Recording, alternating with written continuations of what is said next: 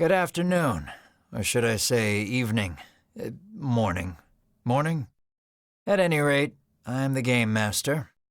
Pleased to make your acquaintance.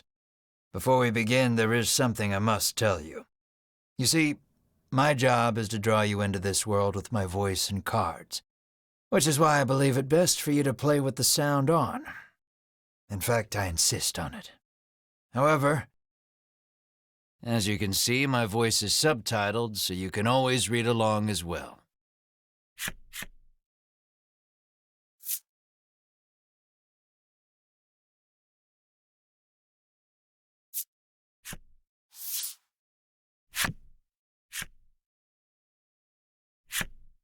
Now then, are you ready?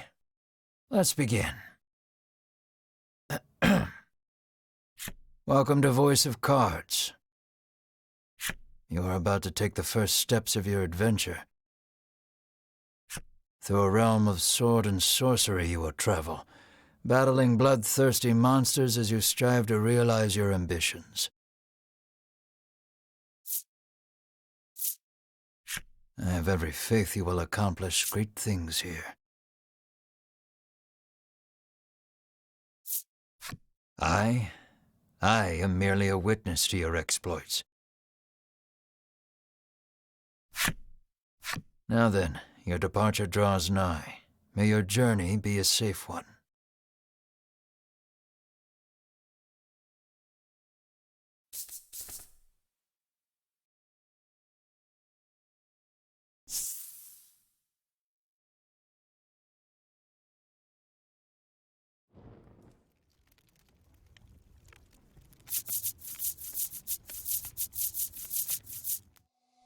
We begin in a cave. The surrounding rocks are slimy with damp. It feels as if some foul creature could leap out from the shadows at any moment.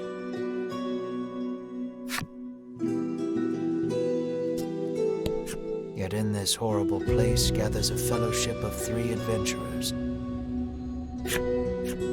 One is a young woman. You can tell just by looking at her, she enjoyed a good upbringing.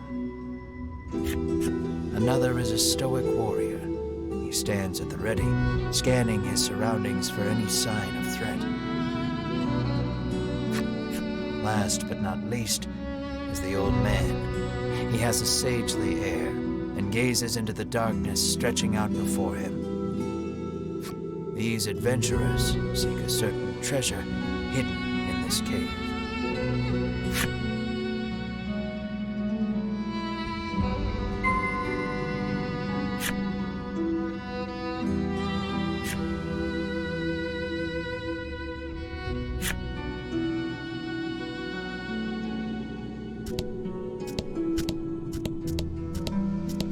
The adventurers cannot leave without finding that treasure. An iron door towers before you. It has rather conspicuous handles.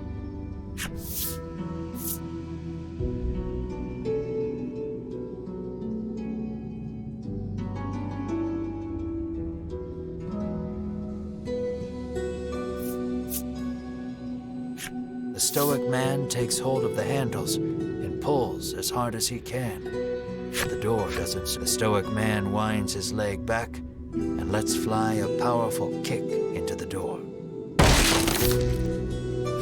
As his foot connects, the door trundles to the side. So it was one of those sliding contraptions.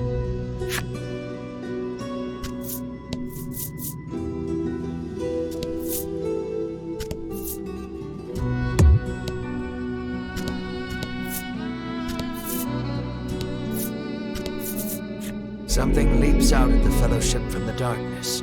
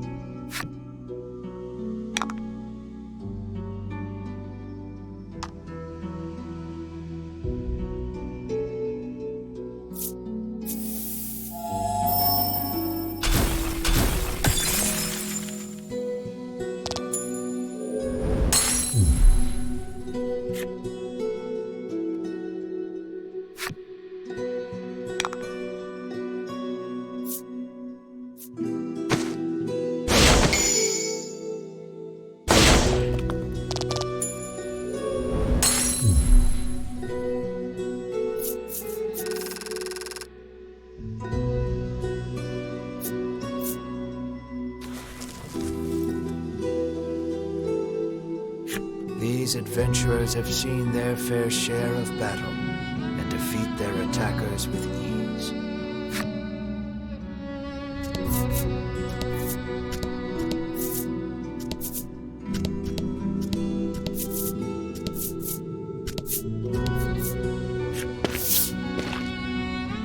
As the trio approaches the treasure chest, an awful rumbling resounds deep in the cave. "You shall not have it," a voice growls. Before the wary trio appear creatures the likes of which they've never seen.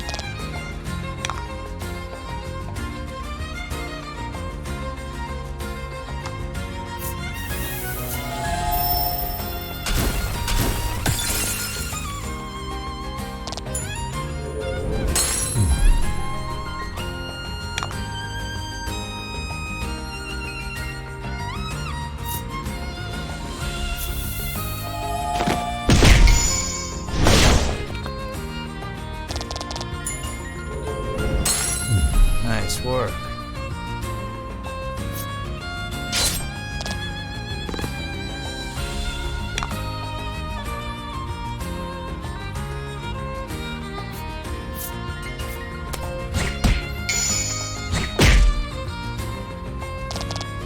Excellent.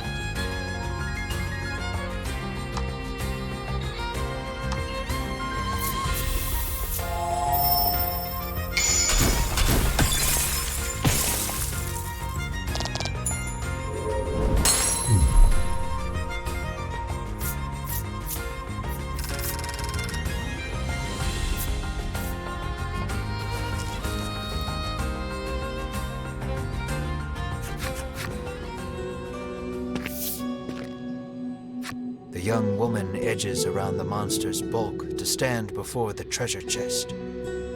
There is treasure inside, no doubt about it, but it's locked tight.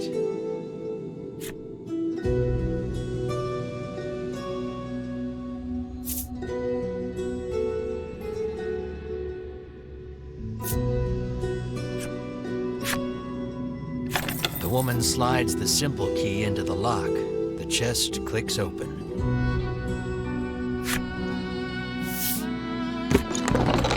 Inside is what appears for all the world to be an ordinary medicine bottle.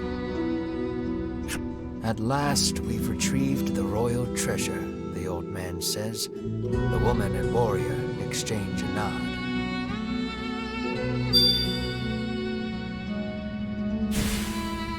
Their quest complete, the triumphant trio put the cave behind them.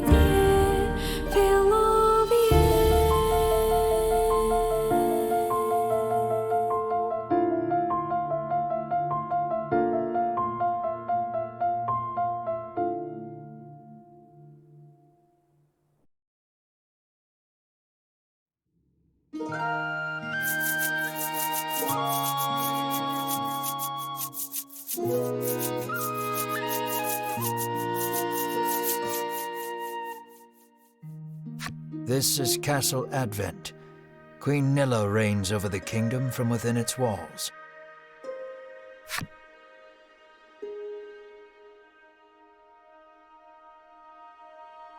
In the crowded audience chamber jostle all manner of knights, adventurers, and bounty hunters.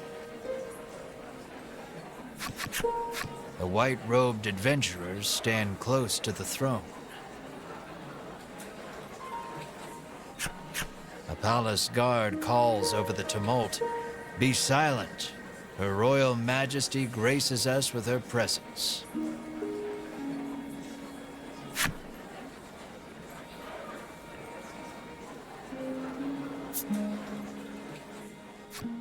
The cacophony ceases the moment Queen Nilla enters the chamber. Seated upon the throne, the queen faces the crowd, her lips part. "Thank you all for heeding my call to slay the dragon.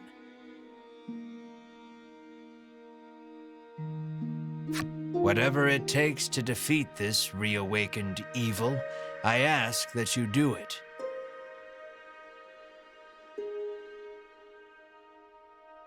"Whomsoever conquers this beast will be honored for ages to come and handsomely rewarded."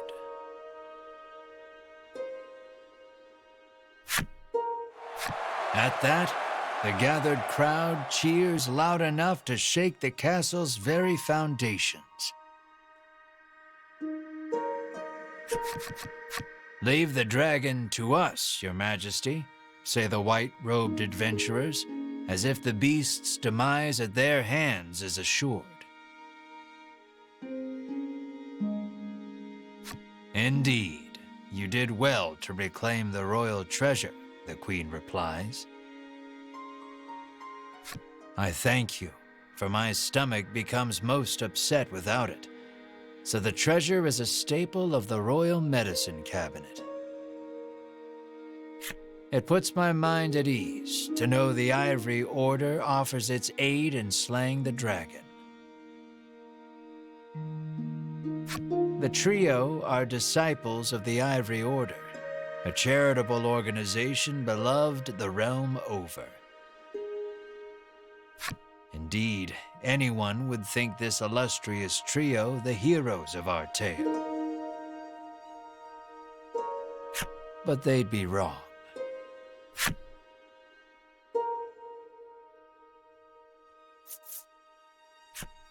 So we just gotta slay the dragon and we'll be drowning in gold."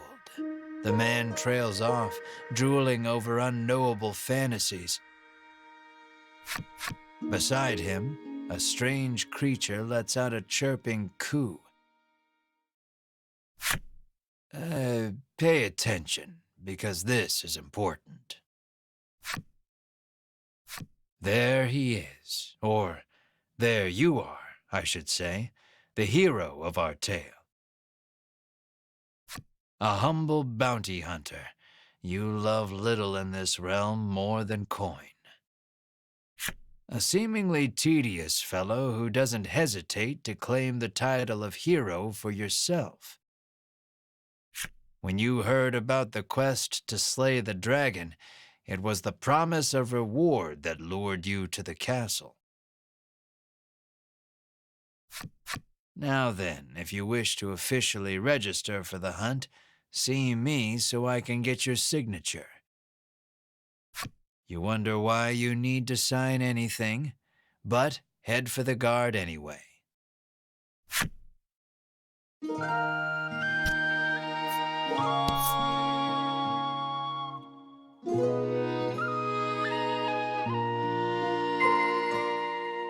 Shall we?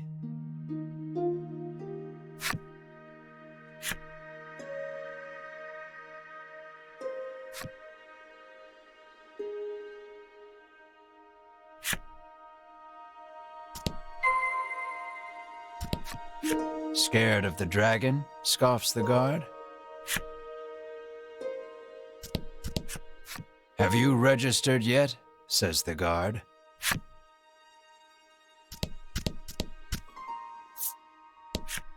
The man takes one look at your companion and shrieks, "Monster!"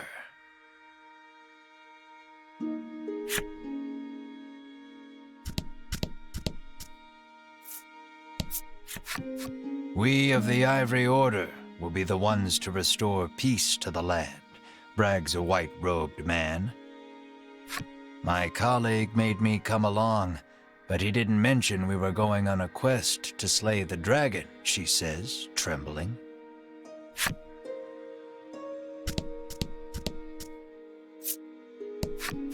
You'll need tough gear if you're going to beat the dragon, the man tells you.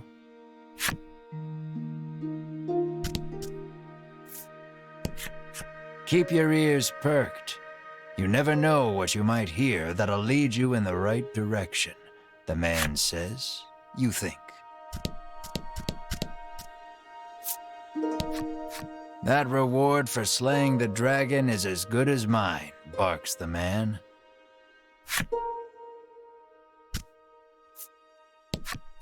You think the dragon's really as tough as they say? Asks the man, his knees knocking together.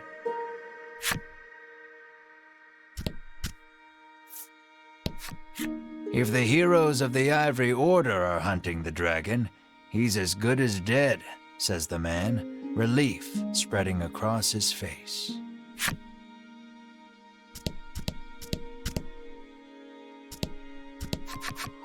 Sign here, says the guard, handing you a pen and paper.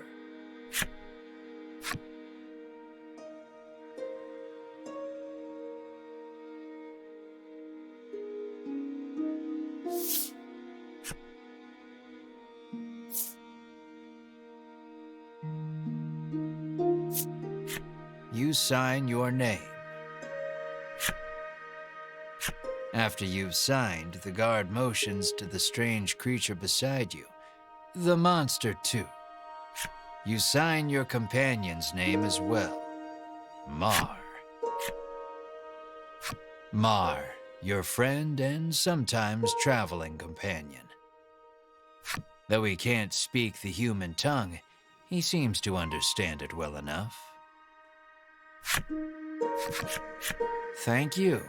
Now we'll know what to have engraved on your tombstones. Can't ask the dead what name to mark their grave with, after all, the guard chortles. You want the reward as badly as you don't want to die.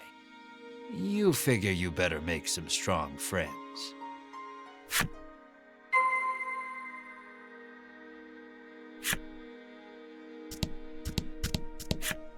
Don't get yourself killed out there, says the guard curtly. Offer to join forces with the Ivory Order trio? With no particular business, you take your leave.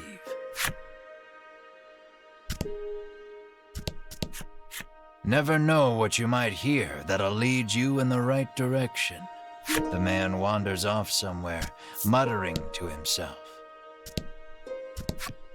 You'll need tough gear, the man says, wandering off.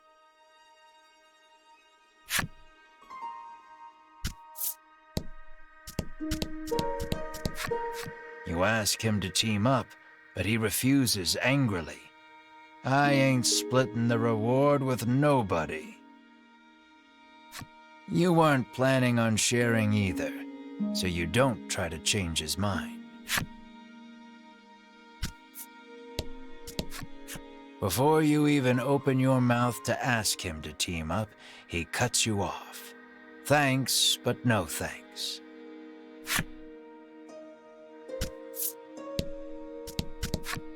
I'll let the Order handle this. Me, I'm heading home.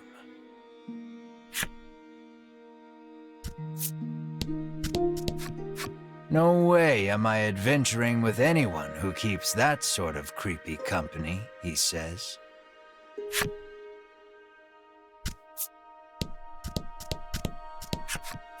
Let us depart. We have a realm to save. He grabs his less than enthused colleague by the wrist and drags her off. You catch a glimpse of the terrified look on her face. And then the two disappear out of the audience chamber.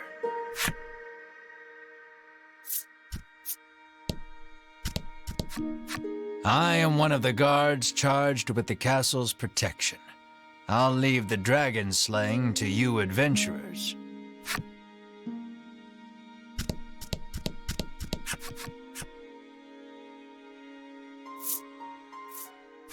We select few are sufficient to defeat the dragon. We require no additional aid. And we certainly don't require the aid of a no-name wastrel. With that, the trio takes their leave of the castle.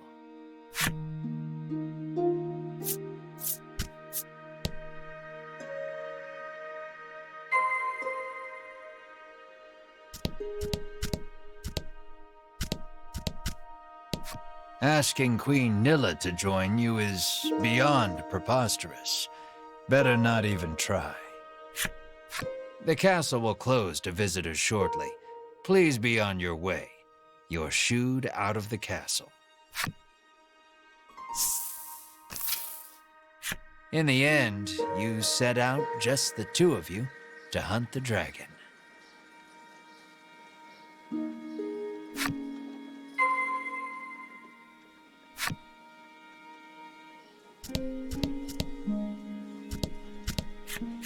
How may I help you? The proprietress inquires.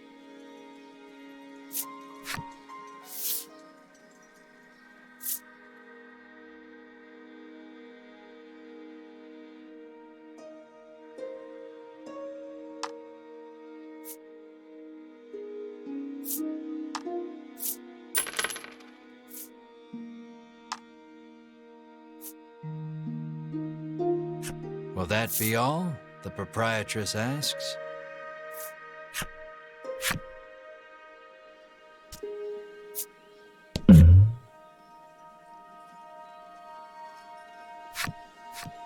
A weapons merchant accosts you in the street, despite your best efforts to mind your own business. He speaks to you in a voice barely above a whisper. You want the most powerful weapon there ever was? He conspicuously checks his surroundings before revealing this weapon of apparent renown to you. To hear him tell it, this is a legendary weapon, and one of its kind at that. It can be yours for 20,000 gold pieces, he says. You can smell the scam a mile away. And yet the aura of this weapon does have something of the legendary about it.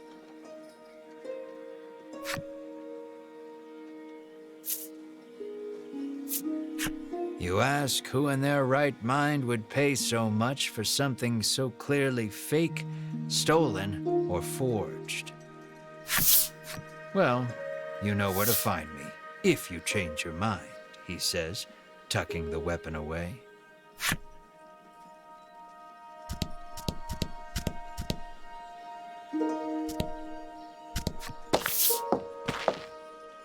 Before you stands a sign calling for people to join the hunt for the dragon. Earlier, you saw the bit about the handsome reward for whoever slays the dragon, and hightailed it to the castle. A woman stares at the sign, transfixed. Her face curls into a scowl as she notices you. Monster! The woman cries and flings magic at Mar. Startled by the spell, Mar grows dizzy.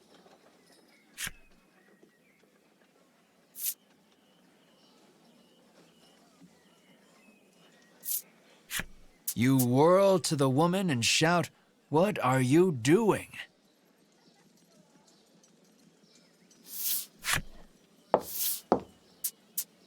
This ain't a monster, you growl, as the woman snarls over you, "I hate monsters."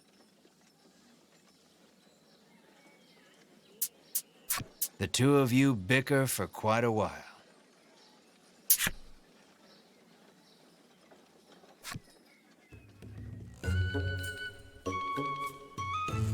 In the end, the woman admits she may have jumped to conclusions, but stubbornly refuses to apologize.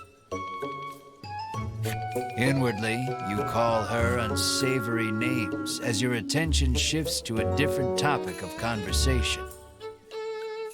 Turns out she really hates the dragon and would love to take him down with her own two hands. But she knows she's no match for him alone, so she's at a loss for what to do. When you tell her you're after the same thing, she squints down her nose at you. Fine, she says, I can help you.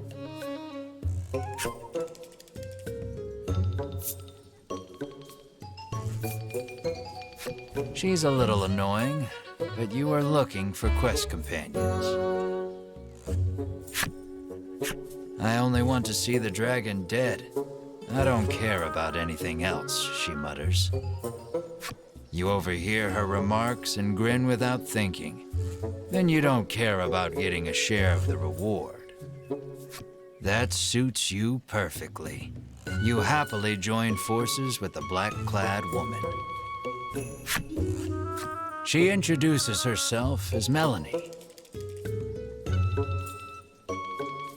She tells you she is a witch, but says nothing of why she hates monsters or what grudge she bears against the dragon.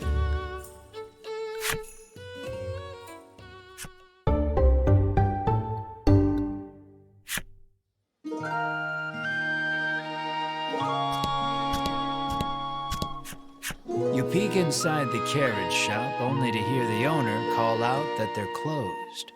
Guess you won't be making use of them after all.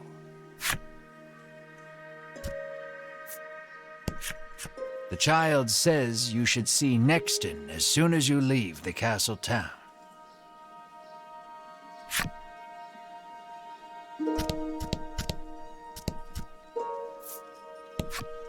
The old man kindly warned you of the dangerous monsters outside of town.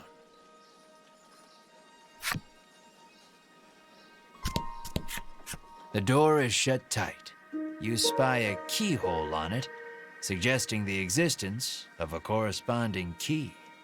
Maybe you should come back if you ever find a key.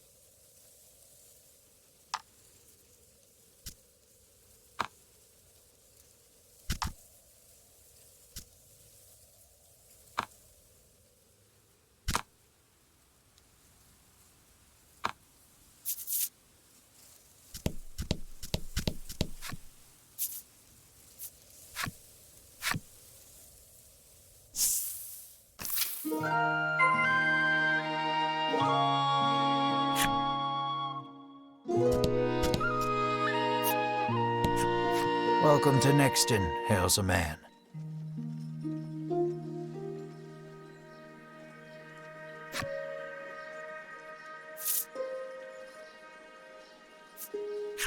You try asking the man if he knows anything about the dragon. The man's eyes widen. He leans close, cupping his hand to his mouth. Welcome to Nexton, he whispers in your ear.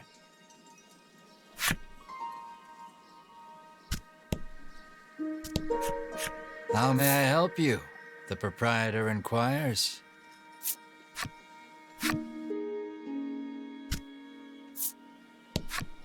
The woman tells you she's so terrified of what might happen if the dragon attacks the town, she hasn't been able to eat.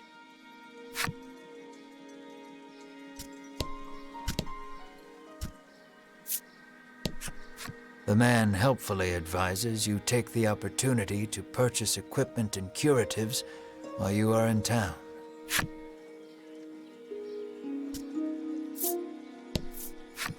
A woman sits hunched over by the side of the road. Upon catching sight of you, she calls out for your aid. She's sprained her ankle and needs you to take her to the nearby apothecary.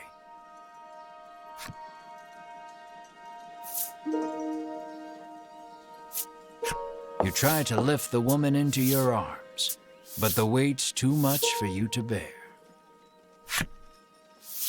You lay the woman back down where you found her and mutter a quiet farewell before turning to leave. Upon seeing that, Melanie snaps. What kind of person are you?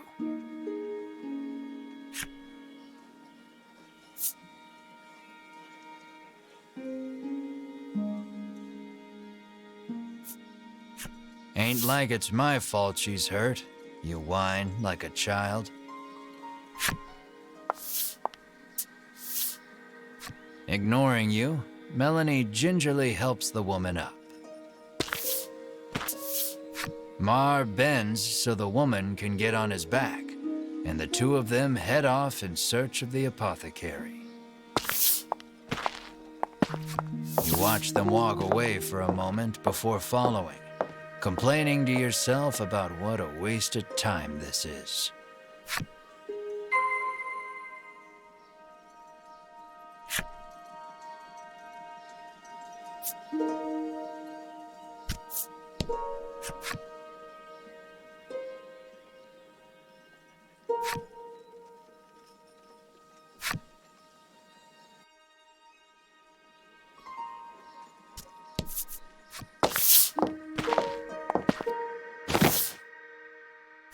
You arrive at the apothecary.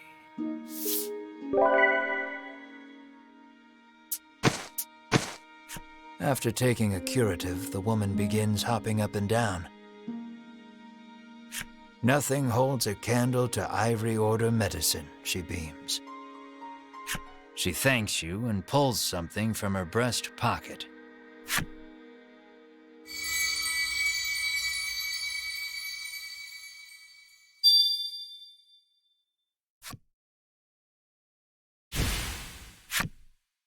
You've helped someone, albeit not quite out of the goodness of your own heart.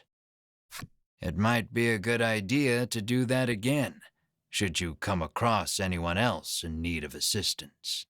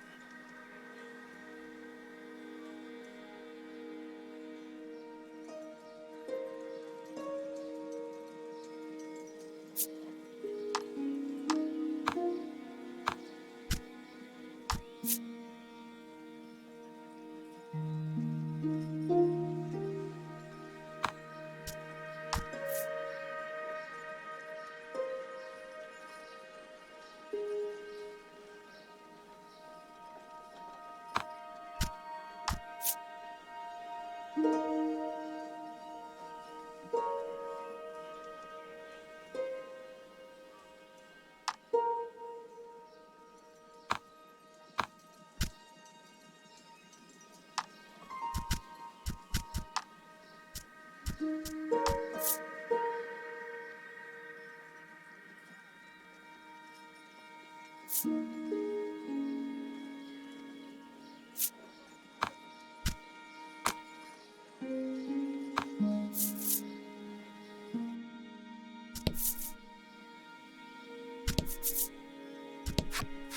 girl says if you follow this road northwest for a bit, you'll come to Thriston.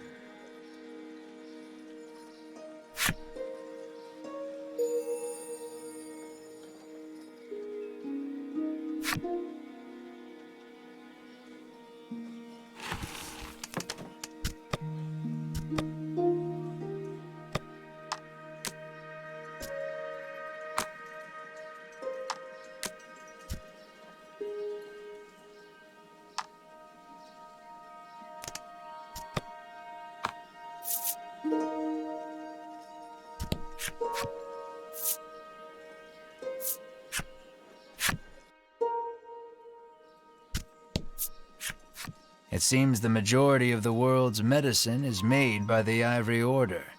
Many people depend on it.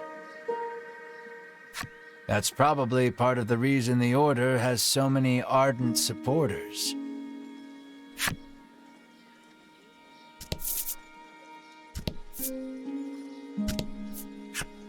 Apparently, a monster researcher lives in Thriston and might know something about the dragon. It seems you've learned all you can here. Time to move on.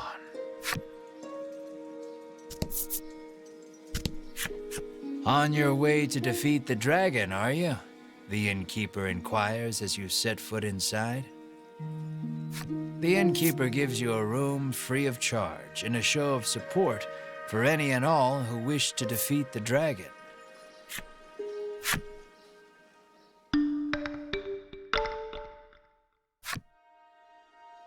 The party leaves the inn feeling rested.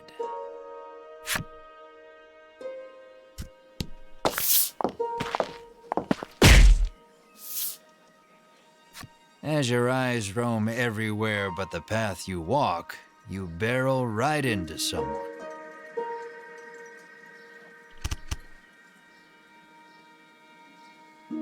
When you turn to see who it is, you see the Ivory Order trio from the castle. Winifred, are you all right?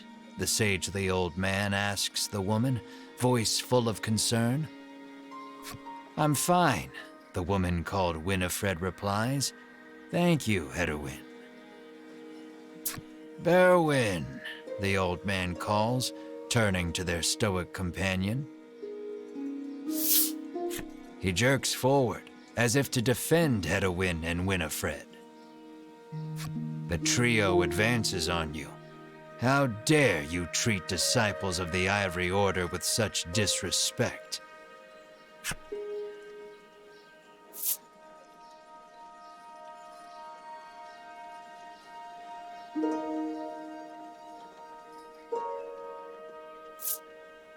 They're the ones who ran into you, so if anything, they should be apologizing. We were standing still, says Hedwin, his calm tone belying the anger on his face. Muttering a half-hearted apology, you try to keep walking. But that's when you notice something in your hand. Looks like you accidentally grabbed Winifred's coin purse when you ran into her. Thief, bellows Berwin, drawing his weapon. Guess you've got to fight your way past.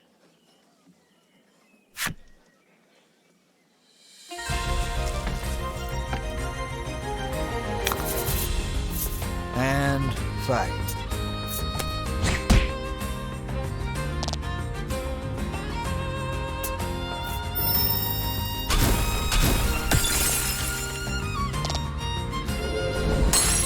Don't worry, the coffin card is down, but they're still alive.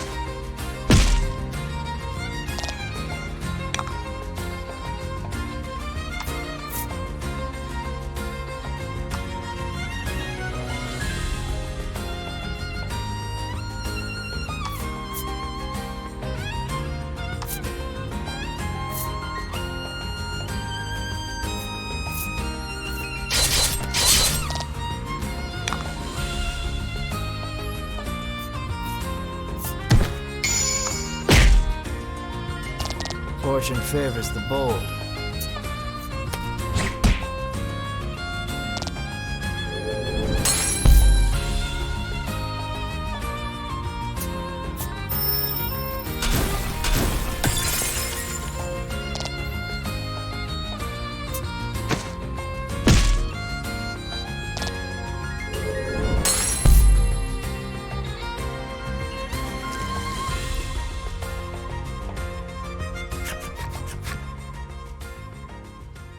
The Ivory Order laid you out flat.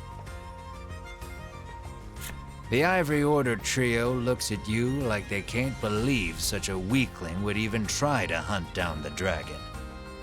Taking pity on your ineptitude, the Ivory Order trio uses their magic to heal your wounds. We mustn't tarry any longer.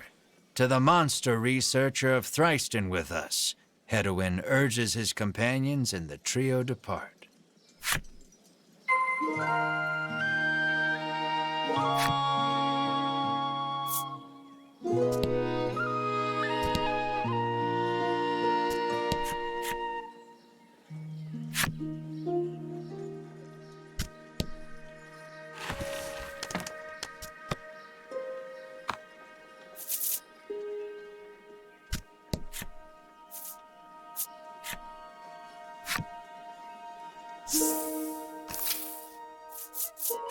Aimless wandering can be fun, but if you want purpose and direction, I'd suggest sticking to the path.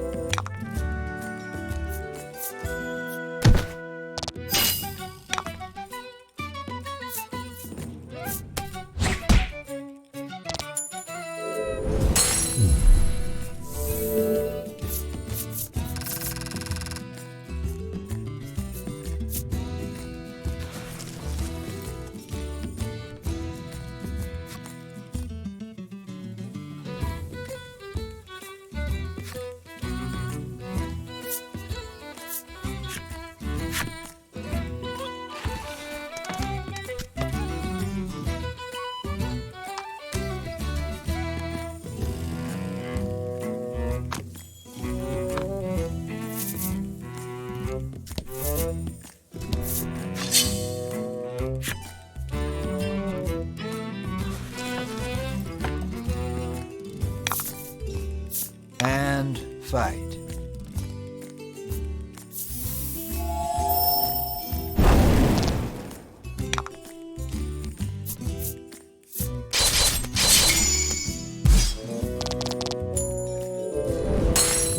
Oh?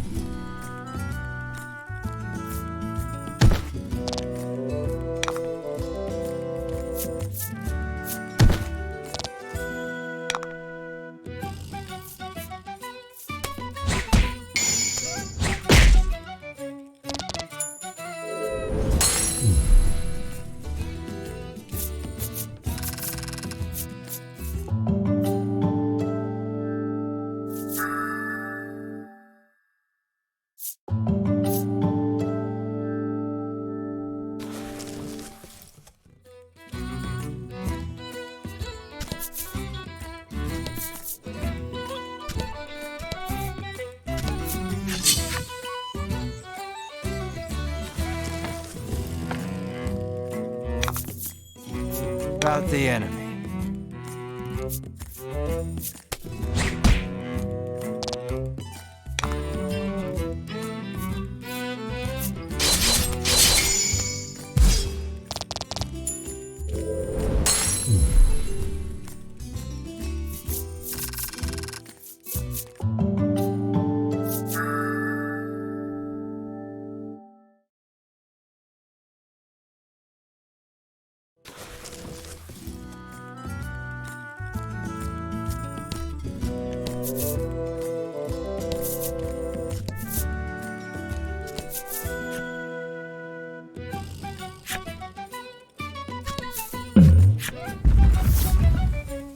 Something comes rocketing down from the mountaintop, there and gone in a flash.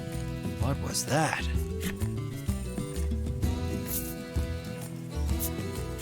The thing that you saw tumbling down the slope was definitely a person. You're overcome with a sense of déjà vu. That's right.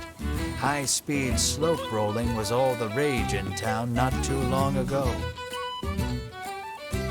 You try it out for yourself and start rolling down the hill. It sure feels good, tumbling over the rough and craggy ground like a rotating massage. Seeing how much fun you're having prompts your friends to come tumbling down after you. Everyone seems nice and relaxed afterward.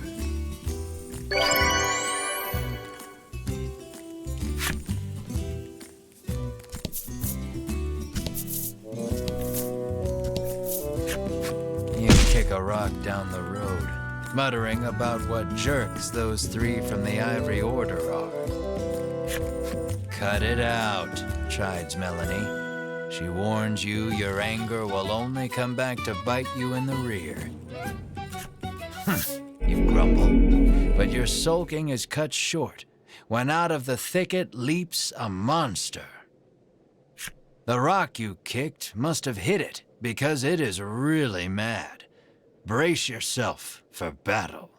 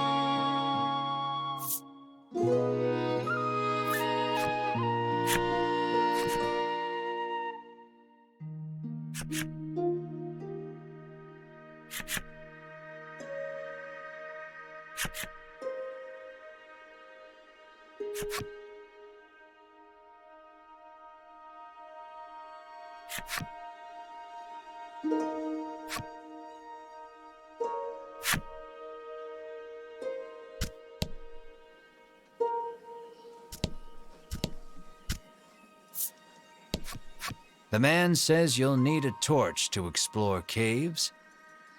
And, he adds, it just so happens you can buy them at the item shop. You get the feeling he probably works for said shop.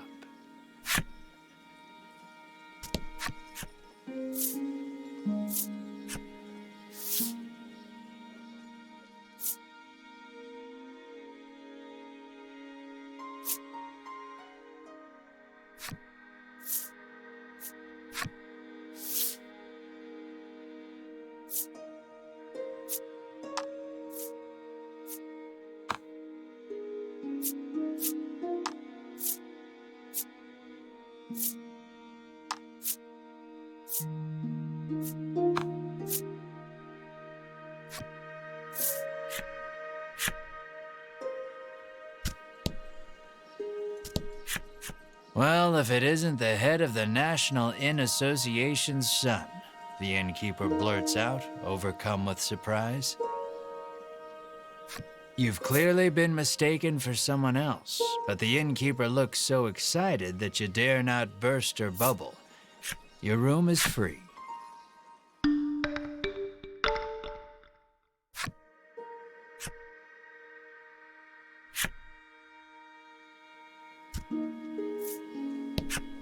It seems the sound of a flute could once often be heard coming from the doctor's house. His neighbors complained about the noise, though, and all has been quiet since.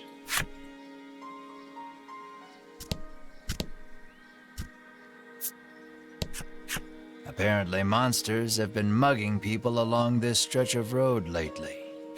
The Ivory Order is searching for where they're stashing the stolen goods.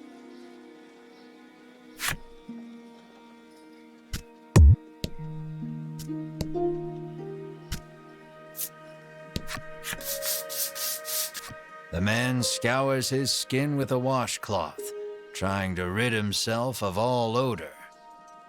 Apparently, he blames his natural musk for his unlucky love life. You catch a whiff of scent wafting off him. It is rather pungent. An idea strikes you. Maybe getting rid of the toxins within the body would get rid of the odor without, too.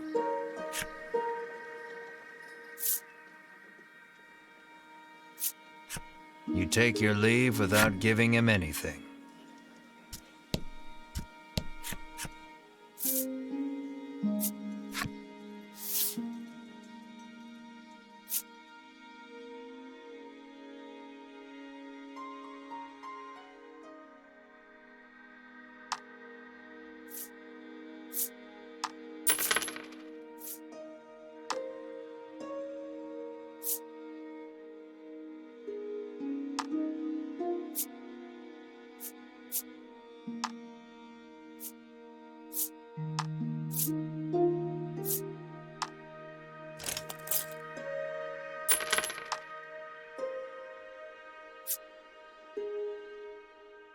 Will that be all? The proprietor asks.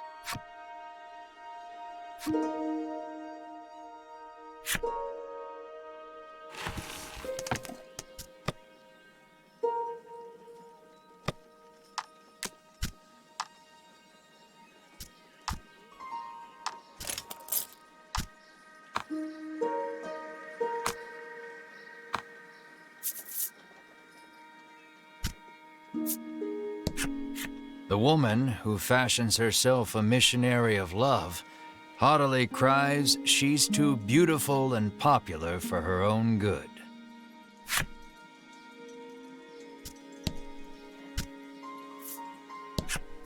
The woman tells you a monster stole something very valuable from her. If only someone could get it back for me, she sighs. What did it steal, you ask? Medicine, says the woman, to give my skin a lustrous glow.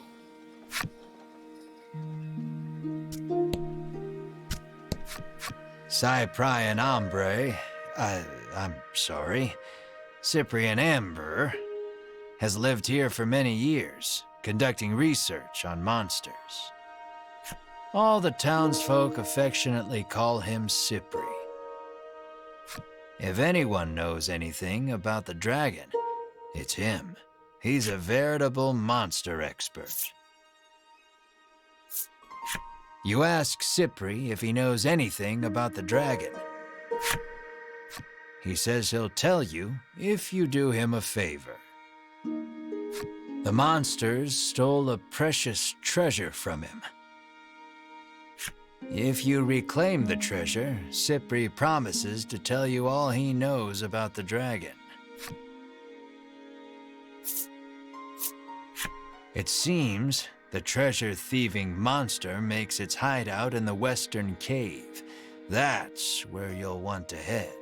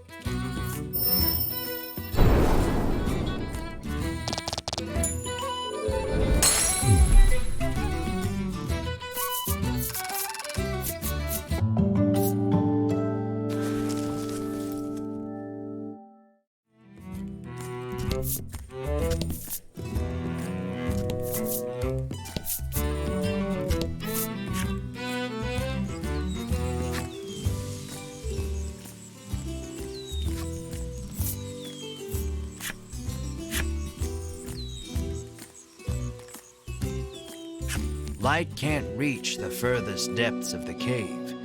It may be impossible to proceed without a torch.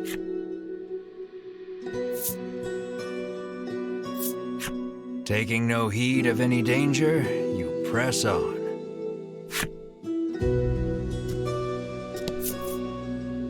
The cave is dark and dangerous. Are you sure you want to keep going without a torch?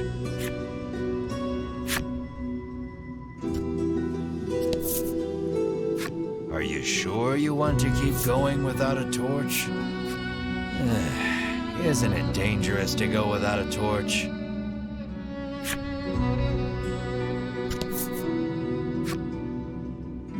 Perhaps you should use your torch card here? You don't have a torch, but you can always buy one at the item shop in Thriston. You make your exit.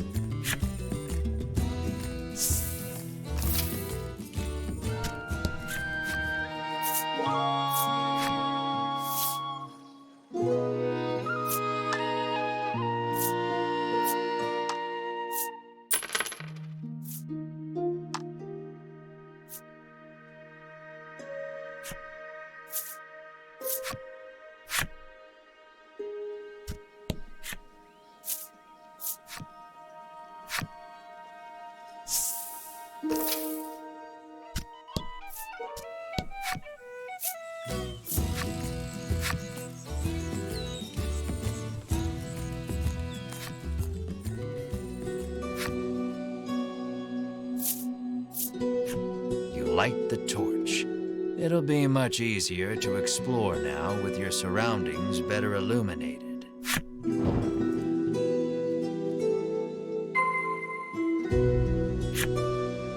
Though the torch lights your immediate surroundings, you still cannot peer far into the distance.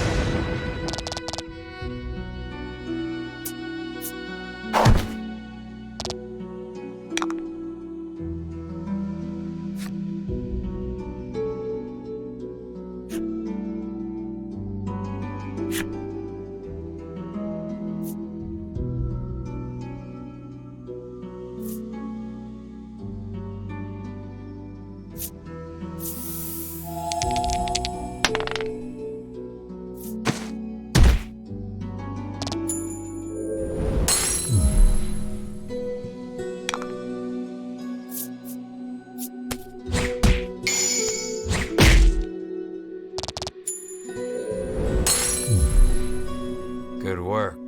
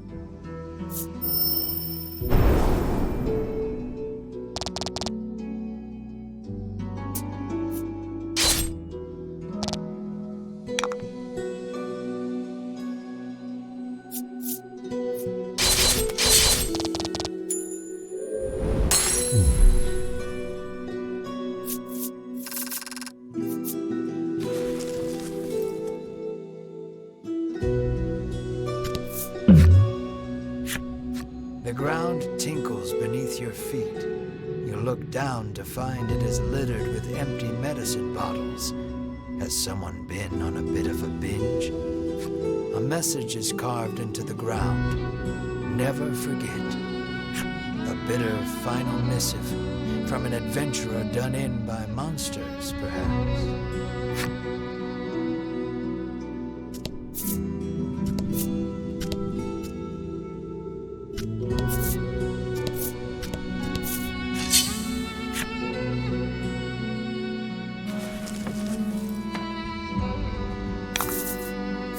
About the enemy.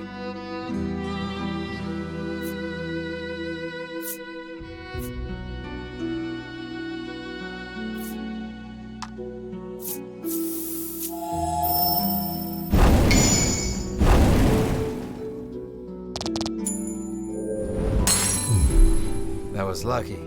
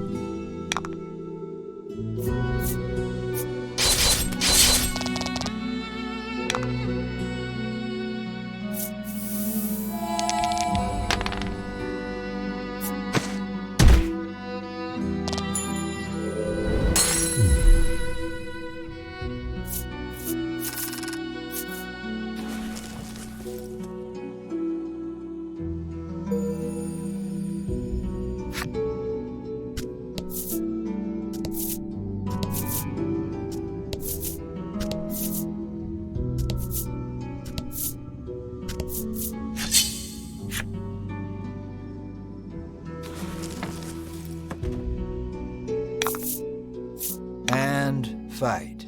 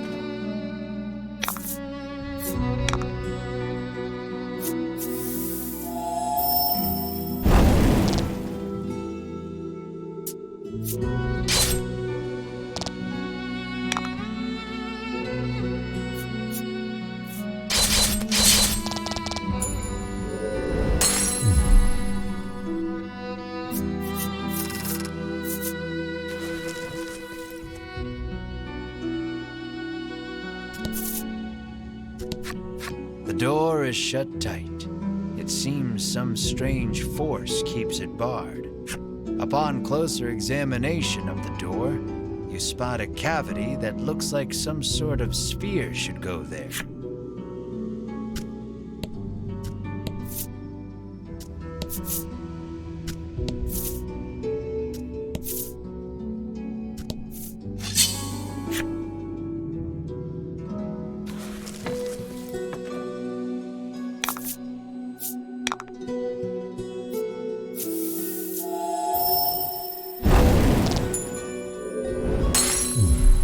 You did great.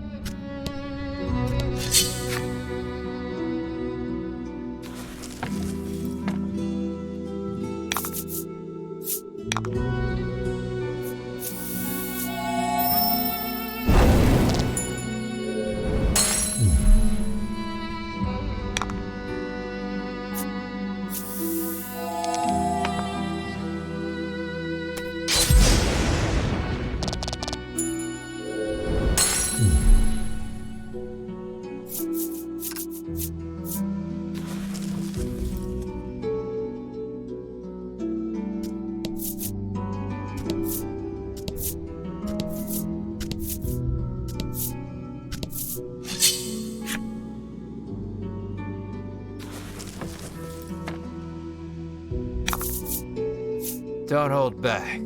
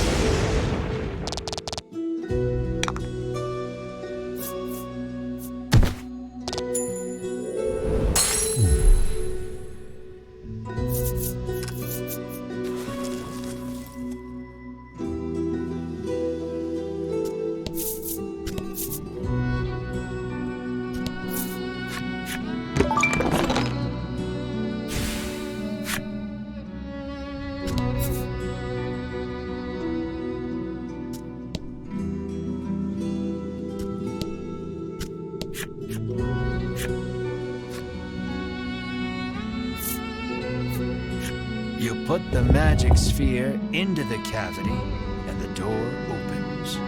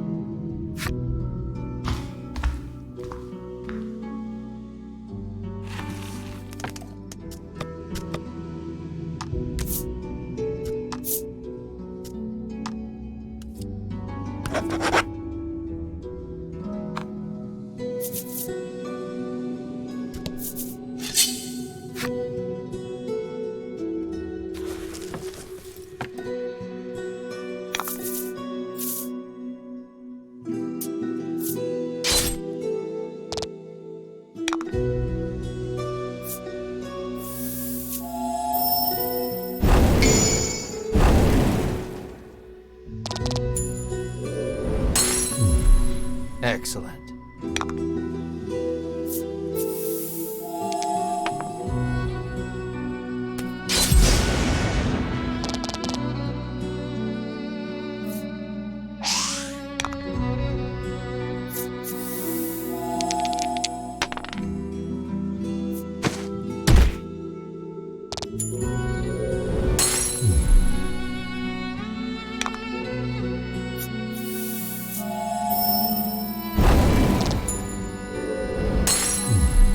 Good work.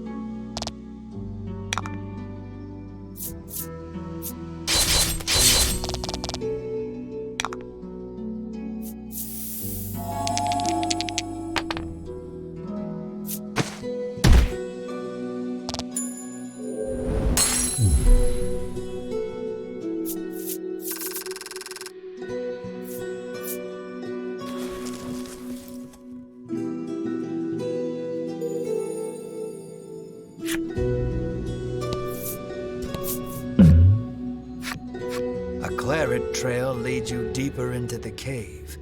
Was the walking wounded a monster or a human? A knot forms in your gut. You raise the torch to get a better look at your surroundings. The walls have been gouged and scarred as far as you can see. Another message comes into view, written in tiny letters among the scars. I will find you. What horrors transpired here?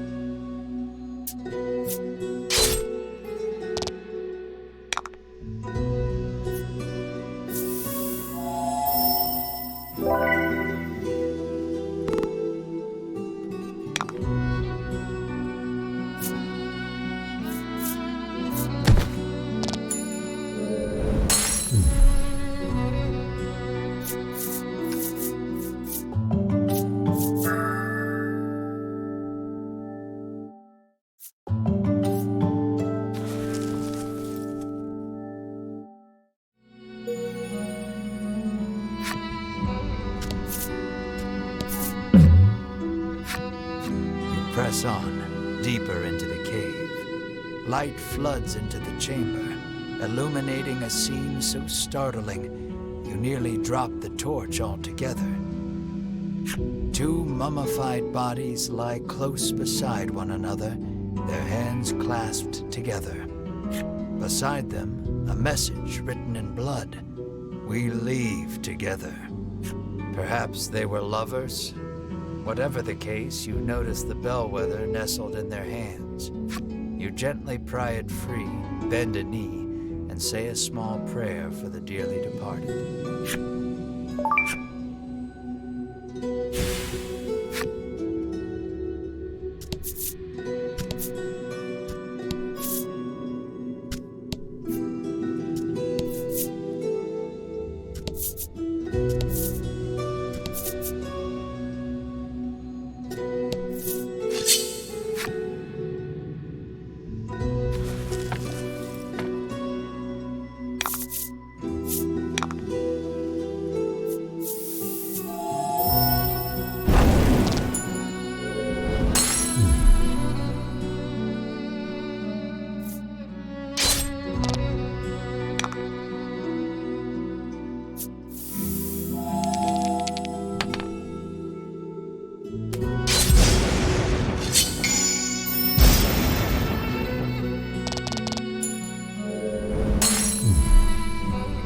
did great.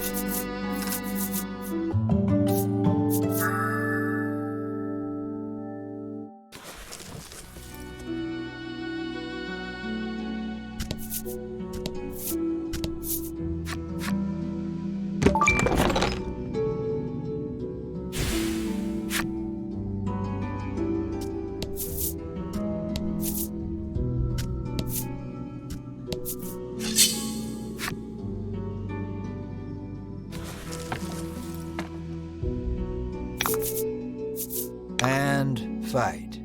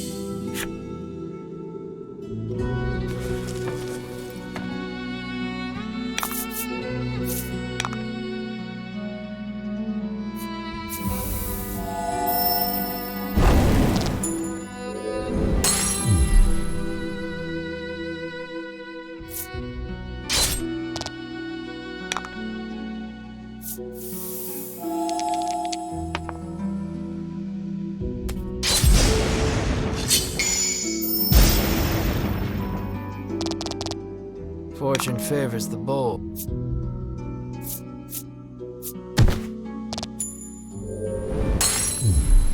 You did great.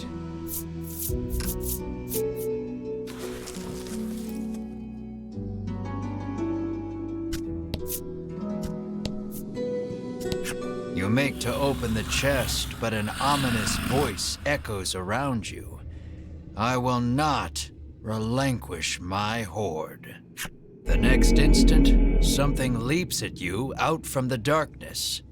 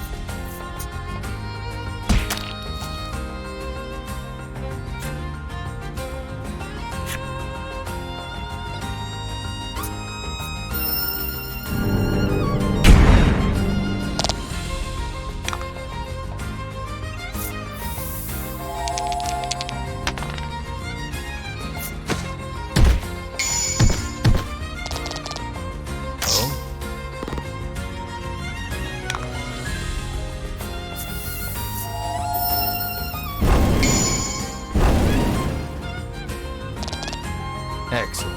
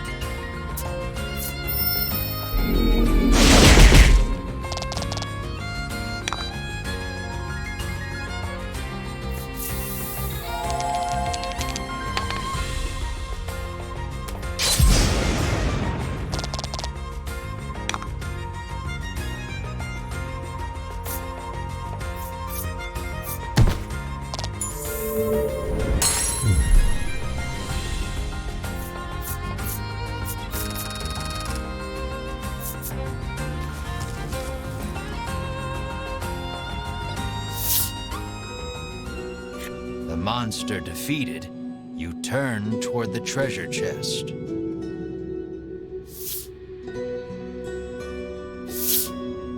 And see those Ivory Order jerks rooting through it. You rush over, but you're too late to stop them. Sweet of you to take care of the monsters for us, trills Winifred, favoring you with a smile. Tucking the spoils from the chest safely into a bag, the Ivory Order trio stroll away whence they came. Knowing you couldn't stop them if you tried, you could do nothing but stand slack-jawed and watch them go. The chest is empty, save for a ragged doll. Nice of them to leave us the trash, you grumble in irritation. For some reason, Melanie picks up the ragged doll.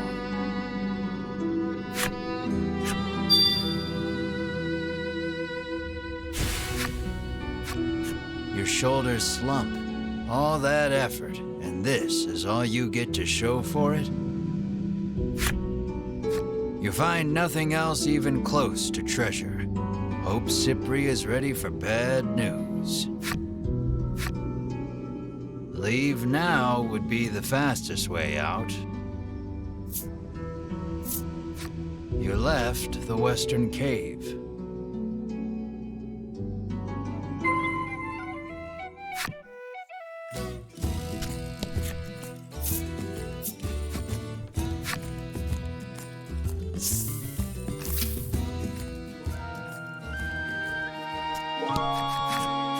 Were you able to find my treasure? Cypri asks. This is all we found, says Melanie, withdrawing the ragged doll. Cypri's eyes widen as soon as he sees the doll, and he reaches out to take it. Without breaking his gaze away from the doll, he begins to speak. Cypri tells you he gifted this doll to his young daughter a long time ago. But she fell gravely ill and died. Since then, Cypri has treasured this doll as he treasured his daughter. Then the monsters took it from him. Cypri turns to Melanie, his head bowed deeply in gratitude. So you reclaimed the treasure by complete accident. You step closer to Cypri.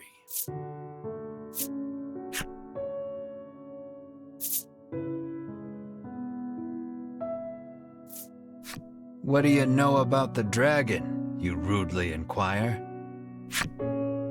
Cypri gestures as if to say, let's not get ahead of ourselves. Far to the east of town is a place called Unionville, where monsters and humans live together in harmony. According to Cypri, you might be able to learn something there, as the dragon and monsters are not totally unrelated. Upon hearing that, you turn on your heel to leave. Cypri calls out to stop you. Journeying to Unionville entails traversing the dense expanse of the bewildering wood. You'll need this, he says, and holds out something for you.